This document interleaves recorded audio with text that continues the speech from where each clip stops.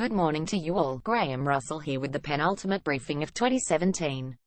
Damien Green, the old Oxford friend brought in by Theresa May to help steady the boat after the disastrous general election result, has been sacked by the PM after lying about his knowledge of pornography found on his computer.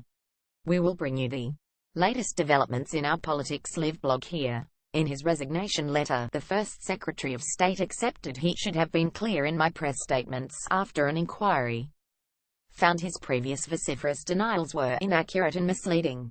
In her lengthy written response, the PM reflected on their friendship before tiptoeing to the bit where I asked you to resign, a decision made with deep regret and enduring gratitude for the contribution you have made over many years. He is the third cabinet minister to step aside since early November. Green also voiced his regret for the distress caused to Kate Maltby, following her claim that he behaved improperly towards her, but added, "I do not recognize the events she described in her article. I clearly made her feel uncomfortable and I apologize," he wrote. The investigation by the Cabinet Secretary Sir Jeremy Haywood was unable to reach a definitive conclusion on Maltby's allegations, finding only that her account of a disputed meeting was plausible. Humure writes that May cuts a lonely figure after the loss of an ally as she stumbles towards Brexit. Wednesday's political demise was 10 years in the making. If you missed anything, here's a handy timeline. Catalonia votes again. Catalans will have their say today in a poll that could determine the course of the bitterly contested issue of independence from Spain. It is broadly a competition between secessionists and unionists, who argue that Catalans are sick of the social unrest and economic uncertainty generated by deposed regional president Carles Puigdemont, who is campaigning from self-imposed exile in Belgium. The polls point to a hung parliament, so coalition talks loom. Here's a handy QA with all you need to know about the election. Jerusalem divides. The U.S. president has threatened to withhold foreign aid from those countries who disagree with his decision to recognize Jerusalem as the capital of Israel. Speaking after all UN Security Council members, except the U.S. rejected Donald Trump's call, the president said, "Let them vote against us. We'll save a lot. We don't care." He added, "We're not going to be taken advantage of any longer." Nikki Haley, the U.S. ambassador to the UN, has warned she will be taking names of countries that vote for a General Assembly resolution on Thursday that criticizes the U.S. move. The 24-year-old baby, a woman, has given birth to a baby who developed from an embryo frozen in 1992, potentially setting a record length between embryo donation and delivery. "If the baby was born when it was supposed to be born, we could have been best friends," said Mother Tina Gibson, 25, from Tennessee. The National Embryo Donation Center, a faith-based organization that carried out the procedure, encourages people to donate leftover embryos resulting from IVF. Up she rises. Eventually, a submarine that vanished 103 years ago with 35 Australian and British crew aboard has been found.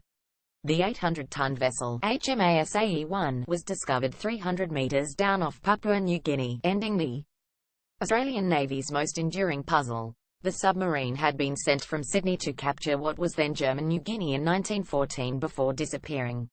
Attention now turns to finding out why it sank and setting up a suitable commemoration site.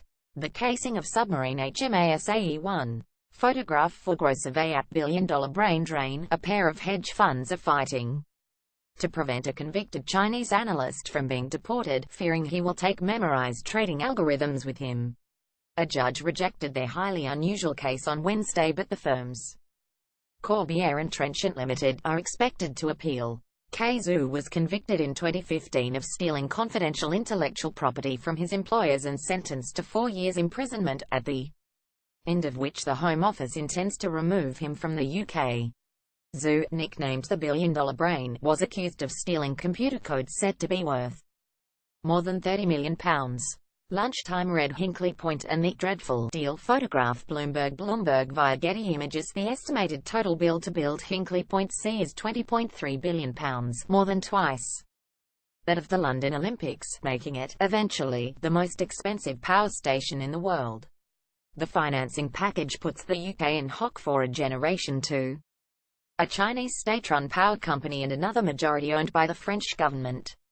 Progress has been glacial since its proposal almost 40 years ago, and its controversial design has yet to start functioning anywhere in the world. Some experts believe it could actually prove impossible to build. Hollywood explores how the UK government arrived at such a bad deal. Sport. On a delirious night at Ashton Gate, Bristol City deservedly dispatched Manchester United for the first time since 1978, with a brilliant 93th-minute winner teeing up a date with Manchester City in the Carabao Cup semi-finals. In the other quarter-final played last night, Chelsea left it late but Alvaro Morata's injury time winner sank Bournemouth. Swansea City are looking for their third manager in less than 12 months after Paul Clement was sacked. In rugby union, Dylan Hartley has rounded on the former Northampton players who criticised the club after a woeful run of form that cost Jim Alinder his job as director of rugby last week. Matt O'Connor, the Leicester head coach, wants the game's authorities to be held to account after Mano Tuolagi's citing for a dangerous tackle was dismissed. Venus Williams will not face any criminal charges in relation to a fatal traffic accident she was involved in near her Florida home in June. And the Australian Rugby League player Angus Crichton has had his troublesome middle finger amputated to avoid further injury layoffs and ensure he is ready for the 2018 NRL season. Business agency workers are collectively underpaid by £400 million a year compared with their full-time counterparts, according to research by the Resolution Foundation. The pay gap costs temporary admin staff £990 a year on average, it says. Asian share markets were subdued overnight after the euphoria about U.S. tax cuts, which incidentally look set to benefit Donald Trump personally by $15 million, wore off and investors fretted about more U.S. rate rises next year. The FTSE 100 is expected to rise a fraction this morning, while the pound is buying £1.336 and €1.125. The paper's no Christmas prizes for guessing what leads the front pages today. We get multiple takes on the ousting of the Deputy Prime Minister, from Metro's Kurt Green out to City AM's careful Theresa May ally Damien Green resigns amid pornography allegations. Photograph The Guardian, The Daily Telegraph and The Sun agree that, despite the niceties exchanged in letters between May and Green, he was indeed sacked. The Times says he was forced out over computer porn cover-up, while The Mirror hits harder with May axes her deputy over porn lies. The Daily Mail is a lone lamenting voice, sighing, "What a sad way to go." The Financial Times has a nod to Green but leads on Bank of England promises of easy access for European banks in London post-Brexit. The Eye splashes on a report that the UK wants total secrecy for trade talks with the US. And the Daily Express says you can beat dementia by eating salad every day. For more news, www.theguardian.com. Sign up. The Guardian Morning Briefing is delivered to thousands of inboxes bright and early every weekday. If you are not already receiving it by email, you can sign up here.